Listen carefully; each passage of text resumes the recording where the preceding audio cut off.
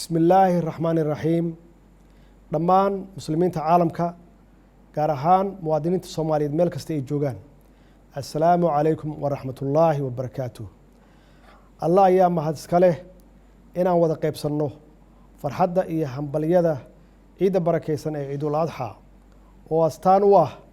isu naxariisashada ilaalinta danta guud iyo midnimada muslimiinta maalmahan barakeysan ee bisha carafo waa maalmo ku weyn diinteenna iyo dhaqankeenna waa maalmo ay kumanaan muslimiin ah u jihaystaan sanad kasta gudashada waajibaadka xajka iyadoo naftooda dadkooda iyo dalkoodaba alla uga baryaya naxariis barwaaqo iyo wanaag oo idil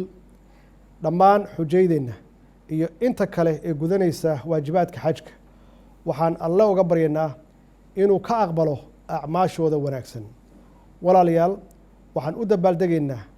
ciidan iyadoo geesiyaasheenna ciidanka qalabka sida ay ka xoreynayaan maleeshiyaadka argixisada ah degaano hor leh oo cadowgaasi ay ku dhibaateeyeen dadkeenna kana soo maleegaan dhagarta iyo gumaadka ay ku hayaan shacabka Soomaaliyeed sidaas awgeed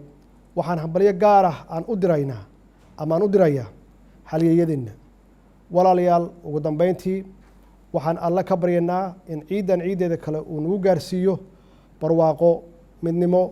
horumar iyo amni buuxa sidoo kalena uu fadliga maalmahan uu ilaahay ugu naxariisto dhammaan dadkeena naftooda u huray difaaca dalkooda ciidul mubaarak wasalaamu calaykum waraxmatullaahi wabarakaatuh